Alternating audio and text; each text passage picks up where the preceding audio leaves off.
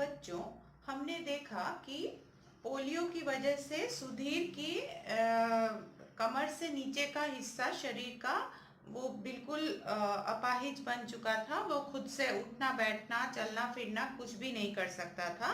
लेकिन ये होने के बावजूद भी उसने हिम्मत नहीं हारी और उसके मम्मी ने उसे उसकी काफ़ी देखभाल करना शुरू कर दिया, उनकी माताजी ने। और उसे स्कूल भी भर्ती कराया। स्कूल में पहले तो वो पुणे में रहते थे, इसलिए प्राइमरी एजुकेशन जो था वो नर्सरी क्लास की जो पढ़ाई थी, क्लास 4-5 तक की, वो पुणे के शारदा मंदिर में हुई। और फिर उसके बाद उन्हें न्यू इंग्लिश स्कूल में भर्ती कराया गया। और वे काफ़ी बुद्धिमान और परिश्रमी थे। अपनी विकलांगता या अपाहिजता के लिए उन्होंने कभी हिम्मत नहीं हारी और पढ़ाई पूरी लगन के साथ की। और फिर कॉमर्स लेकर के, वाणिज्य में उन्होंने ग्रेजुएशन किया, मतलब कॉमर्स लेकर के उन्होंने कॉलेज की डिग्री हासिल की। आगे देखते हैं। पहली कक्षा से लेकर स्नातक तक सुधीर की माँ प्रतिदिन उसको बाबा गाड़ी में ले जाती और वापस लाती। माँ ताराबाई के अपार श्रम के कारण ही वह स्नातक बन सका। तो माताजी ताराबाई जो कि उसकी देखभाल करती थी, तो उन्हीं की परिश्रम के कारण उन्होंने हिम्मत नहीं हारी। इसीलिए सुधीर को भी इस परेशानी से, इस कठिनाई से लड़ने की हिम्मत मिली अपनी माँ के कारण। और ताराबाई ने ही रोज पहली कक्षा में जब वो पढ़ते थे, क्लास 1 से लेकर के कॉलेज तक, हर रोज वो उनको वो गाड़ी में करके वो लेकर जाती थी। वो व्हील चेयर, बाबा गाड़ी मतलब व्हील चेयर जिसको बोलते हैं, उसे करके वो लेकर के जाती थी। स्नातक होने के कुछ ही दिनों बाद सुधीर को पुणे की राजा बहादुर मोतीलाल मिल के लेखा विभाग में नौकरी मिल गई। तो ग्रेजुएट जब हो गए, वो बीए पास कर लिया, बीकॉम पास कर लिया, कॉलेज पास कर लिया, तो उस कुछ ही दिनों के बाद उनको पुणे के राजा बहादुर मोतीलाल मिल, वो कपड़े की मिल थी, वहां पे लेखा विभाग में मतलब क्लर्क की नौकरी उनको मिल गई। पूरी निष्ठा और ईमानदारी से वह वहां करीब 12 वर्ष तक कार्यरत रहा। तो वो कितने साल तक उस मिल में काम करते रहे? 12 साल तक। और अब बिल्कुल मेहनत के साथ और ईमानदारी के साथ उन्होंने वहां पे काम किया। इन दिनों भी माँ ताराबाई रोज उसे लाने ले जाने का काम करती थी। लेखा विभाग के सभी कर्मचारी सुधीर की कार्य पद्धति से बहुत प्रसन्न थे। तो अभी नौकरी के जगह पर भी, मिल में रोज दिन नौकरी ले जाने के लिए भी माँ ताराबाई ही उनको जो व्हील चेयर था उसमें करके वो ले जाती थी। और सुधीर जो इतने अच्छी तरीके से काम करते थे अपने दफ्तर में, तो उनके जो सहकारी थे और कर्मी जो थे, मतलब जो उनके साथ काम करते थे, वे लोग उनके काम करने की निष्ठा और परिश्रम और सच्चाई, ईमानदारी देख करके बहुत उनको पसंद करते थे। सुधीर विकलांगता पर विजय प्राप्त कर चुका था। उसे अच्छा वेतन भी मिल रहा था, परंतु वह भीतर ही भीतर बेचैन था। तो सुधीर ने अपनी जो अपाहिजता थी उससे तो उसने छुटकारा पा, उसको नजरअंदाज करके वो अपनी जीवन में आगे बढ़ रहा था। लेकिन उसको अच्छा तनख्वाह भी, उसको अच्छा सैलरी मिल जाता था, लेकिन फिर भी उसके मन में कुछ एक चीज की कमी थी, इसलिए वो भीतर ही भीतर बेचैन रहता था। वह यह अनुभव कर रहा था कि मेरी तो समस्या हल हो गई, परंतु मुझ जैसे सैकड़ों विकलांग और भी हैं।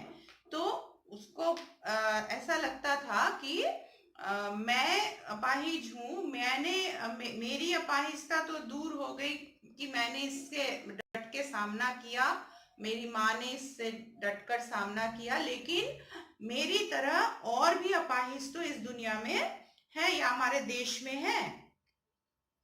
उनके लिए कुछ न करते हुए केवल अपने लिए जीना उसे अच्छा नहीं लग रहा था, तो वो उन लोगों के लिए भी कुछ करना चाहता था, क्योंकि उसको सिर्फ स्वार्थी के तरह, सेल्फिश के तरह अपने लिए जीना अच्छा नहीं लग रहा था। और वो उन सैकड़ों अपाहिजों के बारे में सोच रहा था कि उनकी वो कैसे मदद कर सकता है, कि सबके मन में तो इस तरह से हौसला, इस तरह से हिम्मत नहीं होती है, या फिर सबके पारिवारिक जो परिस्थिति होती है, परिवार की जो स्थिति होती है, वो समान नहीं होता है। तो कैसे उन लोगों की वो मदद कर सके, इसके बारे में वो हमेशा सोचते रहता था।